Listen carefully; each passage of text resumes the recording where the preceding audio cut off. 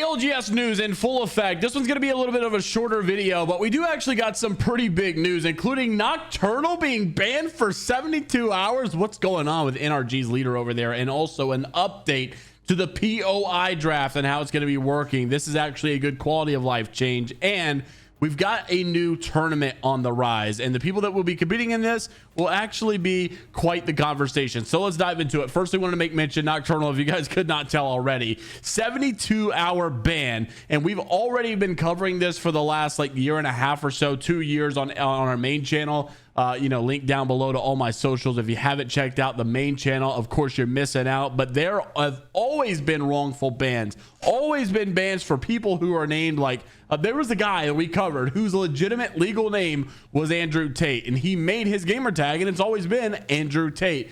He did get banned because of, the name, the weight of the name, I guess, nowadays. Obviously, as the content creator, Andrew Tate rose to fame and many people had their opinions on him. Well, he got banned even though that was his legitimate name, and he'd had that name for years on Origin, on Steam, and all this stuff. Crazy stuff. Nonetheless, we've seen a lot of weird names get banned. Some that definitely should not have been banned. Well, Nocturnal's name was MILF Nocturnal. And so, yeah, 72-hour ban to the guy. Unfortunate stuff, to say the least. I'm sure he'll find a way to still play around, or maybe just a quick DM away from getting that resolved. Weird stuff. Regardless, also POI draft. This came out from Aspect CR inside of the competitive Reddit Apex thread. He said, "Hey all, I recently had access to the ALGS Pro Discord, and in it, they revealed information regarding the POI draft changes, and I wanted to let people know. Number one, the split between barometer, climatizer, lava siphon will no longer exist.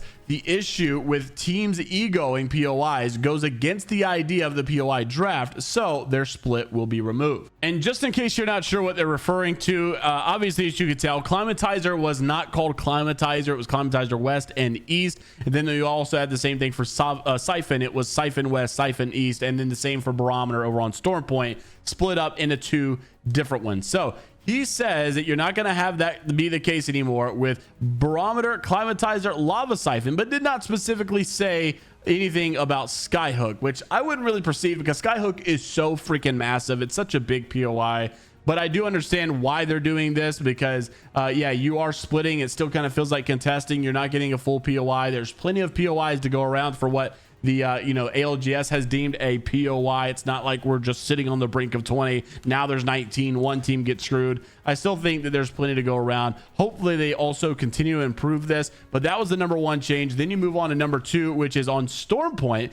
Checkpoint South and Prowler Den will be removed as draft locations, and in their place they'll finally be adding Bean, which we kind of already knew that was a spot. It's just that people, they weren't officially naming it as a spot. And then in their place, Bean will officially act as a new drop spot in that draft. Then number three, on World's Edge, Fragment and Harvester will have tweaks to the dropship location to make it easier and quicker to loot / land. So as you guys know, especially for those of you that watch the ALGS pretty consistently, but if you're a noob and you're not really sure, there's not a drop ship that just goes across the map, you jump out and go land where you want.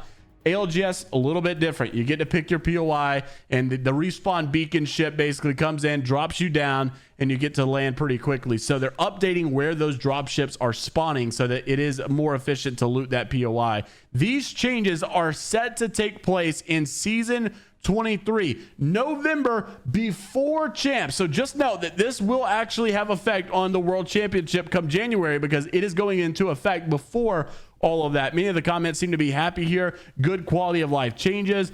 Just wish that this was a little bit more public. However, just because ALGS has its own set of rules, don't forget BLGS is a little bit different with its own set of rules. So there we go. In the BLGS scrims just last night, what did we talk about in yesterday's video? I told you guys I'm a firm believer that Furious ceiling is as high as anyone else in the league, if not the highest. I do think when they're playing at their best, they are the best, but they're not always playing at their best, and that's their kryptonite. But Furia did do really well last night, 77 points on the night, first place. Luminosity in second, TSM in third, Cloud9, Oblivion, Dojo, Thuggets, Broskis, NRG, and Bleed Esports. Then you've got Liquid Alienware, Team Falcons, Free Agents, Flats, Durags, Insomnia, Moist, Tripods, Complexity, and then in dead last you've got Tortugas, Ninjas. Here we go. Then you look at the breakdown, and you can see Falcons still playing with their full roster now. Waltzy, Zero, and ImperialHal just not getting it done, not looking like they once did. We'll see if obviously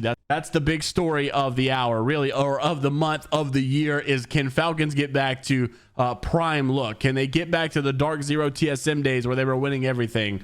Or are they just outmatched nowadays? Is the competition just passing them? Team composition right now as it stands, still looking very strong. Catalyst, Newcastle, Pathfinder, but you're also seeing a fair share amount of Bangalore, Conduit, Horizon, Bangalore, Newcastle, Pathfinder, and of course this is being broken down depending on the map that you're playing. As we see many using on Kings Canyon, it's the Catalyst, Newcastle, Pathfinder meta that's going on. But as you can see, whenever we go to E District, it's also tied here with the Bangalore, Conduit, Horizon meta. Then as you go into World's Edge, they're rocking more of the Bangalore, Conduit, Horizon, tied with Bangalore, Catalyst, Newcastle. Also, two 10%ers over here with Bangalore, Pathfinder, Watson, and Bangalore, Catalyst, Valkyrie. So many different metas out there right now. Interested to see if we actually see a dominant one again. But right now, I think it's just Bangalore heavy, of course, but Pathfinder still one of the favorite picks right now. Also wanted to make mention, another little community update event, doing a 2v2, right? It's a duos tournament hosted by Timmy and ImperialHal. They got to invite some of the top duos in the US to compete in a series of game modes decided by viewers in real time. Little interesting because it's not going to be just straight up ALGS style, right? A little bit of a step away from that, but this begs the question, who is the best duo in the US in Apex Legends right now? I really would have loved to have saw this back when, Reps and Hal have been together for so long, and Zero Jin Burton Prime, the Dark Zero TSM days. But now obviously things are shifting a little bit. Who will be the duos competing in this one? Design and Enemy posted, or the Design did, saying that him and Enemy would have a lock on that. They're already in Chicago, so I cannot wait to see some of the duos that show up to this. There's also a lot of Challenger Circuit duos that many are kind of looking past that I think could really win this. So interested to see how this all unfolds. The game modes obviously will be a big deal because if it's not ALGS, anybody really can win. It can get random, it can get wild, but interested to see how it all falls into play. Make sure to like and subscribe if you want to stay up to date with all things inside of the world of Apex Legends esports news. And until the next time, ladies and gentlemen, we will see you all later, Gators.